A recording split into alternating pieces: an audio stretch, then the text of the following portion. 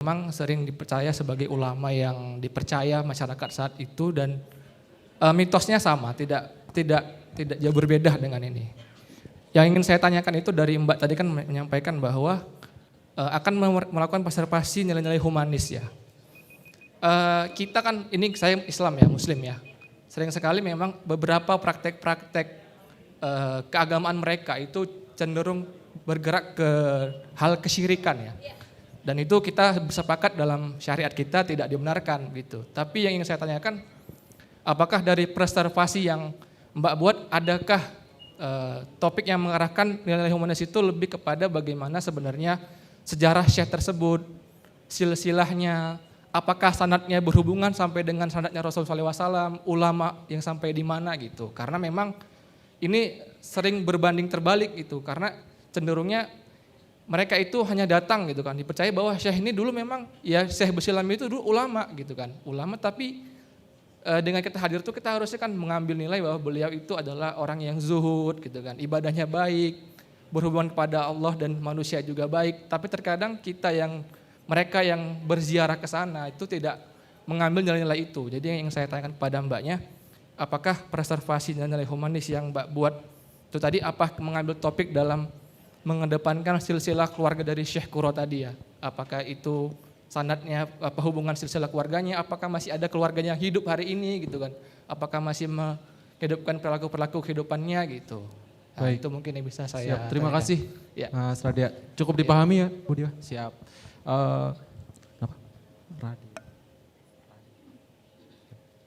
Oke, kita akan lanjut ke pemaparan dari presenter kedua, disampaikan oleh Bapak Ikhwan Haryanto dengan judul Analisis Semiotik Peranan Mama Lela The Series dalam melestarikan dialek Jawa Timur. Saya persilakan sama waktu 10 menit, maksimal 2 menit juga. Assalamualaikum warahmatullahi wabarakatuh. Waalaikumsalam warahmatullahi wabarakatuh. Gimana kabarnya Bapak sekalian, Bapak Ibu? Di Malang masih dingin? Masih dingin ya, nanti di Bromo lebih dingin. Oke, dalam presentasi kali ini saya akan, sebelumnya lupa, saya memperkenalkan diri dulu. Nama saya Ikhwan Haryanto, saat ini saya bekerja di UPT Perpustakaan Brawijaya di bagian publikasi dan pengadaan. Dalam kesempatan kali ini saya ingin berterima kasih kepada Perpustakaan Nasional, juga kepada FVDI dan Universitas Brawijaya yang sudah mengadakan acara ini sehingga saya bisa tampil di sini. Dalam kesempatan ini saya ingin memaparkan tentang paper saya yang berjudul Analisis Semiotik Peranan Mama Lela The Series dalam melestarikan dialek Jawa Timur. Di sini ada yang tahu Mama Lela enggak? Enggak tahu ya? Mungkin yang Jawa Timur tahu mungkin? Tahu ya? Oke, next. Indonesia memiliki keragaman bahasa di mana setiap provinsi ada berbagai macam bahasa. Nah, bahasa sendiri masih akan dipecah lagi dalam berbagai dialek. Di Jawa Timur sendiri ada 4 macam dialek, yaitu dialek Jawa Timur, dialek Osing, dialek Tengger, dan dialek Solo Jogja. Nah, sayangnya dalam sekarang ini penggunaan bahasa Jawa, maksudnya dialek Jawa Timur di kalangan anak-anak dan remaja itu sudah mulai berkurang. Jadi anak-anak lebih suka menggunakan bahasa Indonesia sebagai komunikasi sehari-hari. Tentunya hal ini agak mengkhawatirkan ya, karena nanti dikhawatirkan generasi muda kita tidak akan bisa mengerti tentang dialek Jawa Timur, sehingga ciri khas dari kebudayaan Jawa Timur lama-kelamaan akan hilang. Next. Itulah sebabnya kenapa diperlukan preservasi budaya, khususnya yaitu dialek Jawa Timur, agar nanti bisa menjadi identitas dari Jawa Timur sekaligus menjadi promosi Jawa Timur di dunia, baik di Indonesia maupun di dunia. Next. Nah, syukur alhamdulillah di dunia seniman dan konten kreator masih ada beberapa yang menggunakan bahasa Jawa, khususnya dialek Jawa Timur dalam karya-karyanya. Next. Yang pertama, bisa diputarkan. Nah, ini ada Denny Caknan, dia adalah musisi dari Jawa Timur yang secara konsisten menggunakan bahasa Jawa dalam karya-karyanya bertema tentang asmara dan percintaan. Lalu yang kedua ada ini Vindi, bisa diputar videonya.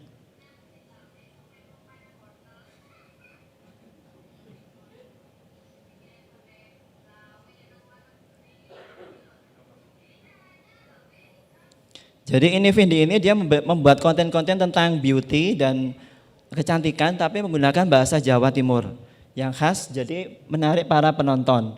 Lalu yang ketiga ada Mama Lea The Series yang tampil di YouTube. Next. Nah ini dia tentang kisah seorang wanita bernama Mama Lela yang hidup di gang di Malang, di Gang Muharto tepatnya, di mana di setiap kisahnya dia menggunakan dialek Jawa Timur untuk berinteraksi dengan pak tokoh yang lain.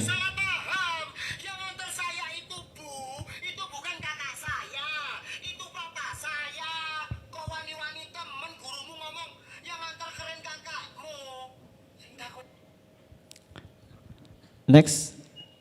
Nah, sini saya akan menggali lebih dalam tentang Mama Lela The Series. Jadi Mama Lela The Series ada karya dari Dika BJ ya, yang mengangkat tema kehidupan seorang wanita bernama Mama Lela di Muharto, Malang. Di mana dia menjadi tontonan kehidupan masyarakat ke bawah dengan berbagai masalahnya. Nah, interaksi Mama Lela ini menggunakan bahasa dialek Jawa Timur yang khas, baik itu dengan keluarganya maupun dengan tetangganya. Next.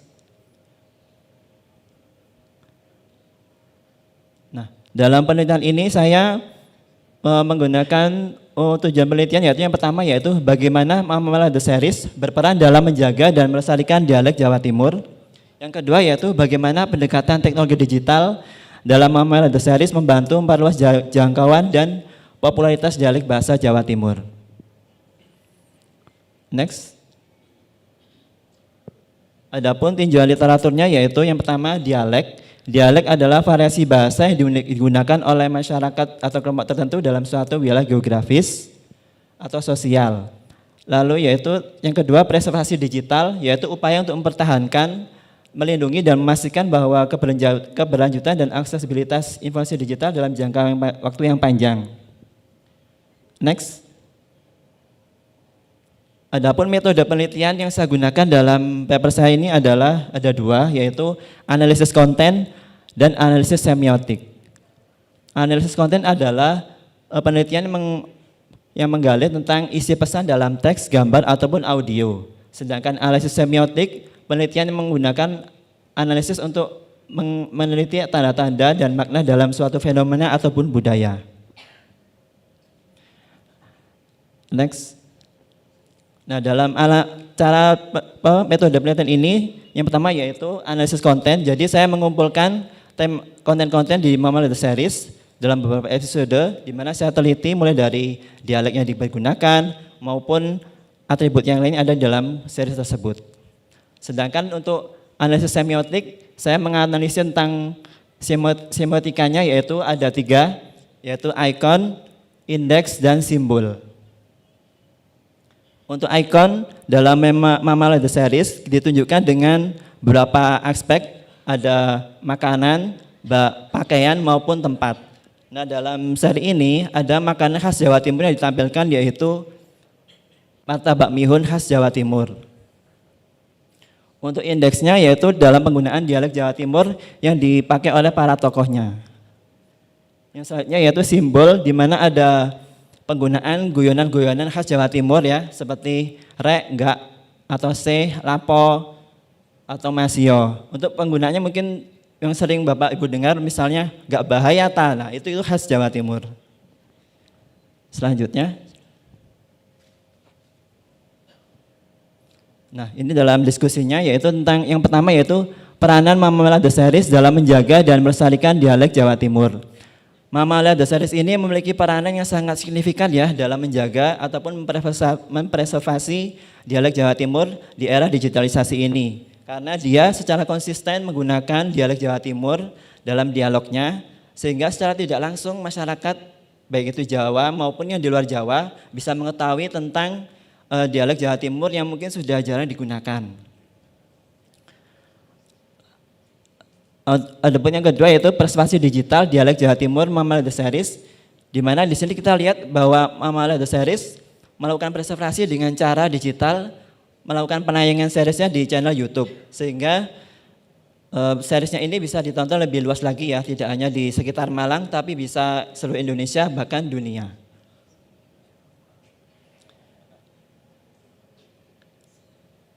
Lalu yang selanjutnya sudah, oh ya. Jadi dari penelitian ini bisa diambil kesimpulan bahwa dialek Jawa Timur ataupun dialek di daerah yang lainnya itu sangat penting untuk dilestarikan karena ini adalah identitas budaya maupun daerah yang jika tidak kita lestarikan maka akan terancam punah dan mungkin akan diakui oleh negara lain ya. Misalnya kayak tarian sepa yang pernah diakui Malaysia. Nah, itu mungkin karena kita kurang melakukan preservasi. Lalu yang kedua yaitu media digital adalah alat preservasi budaya yang efektif di zaman sekarang ini ya, karena generasi muda kita saat ini kan sangat aktif dengan internet dan digital, sehingga cara kita untuk menjangkau mereka adalah melakukan preservasi melalui digital, bisa melalui channel YouTube maupun media sosial seperti Instagram, TikTok maupun yang lainnya. Saya rasa itu saja dari saya. Wassalamualaikum warahmatullahi wabarakatuh. Waalaikumsalam warahmatullahi wabarakatuh. Aplaus untuk Mas Ikhwan nih. Waktunya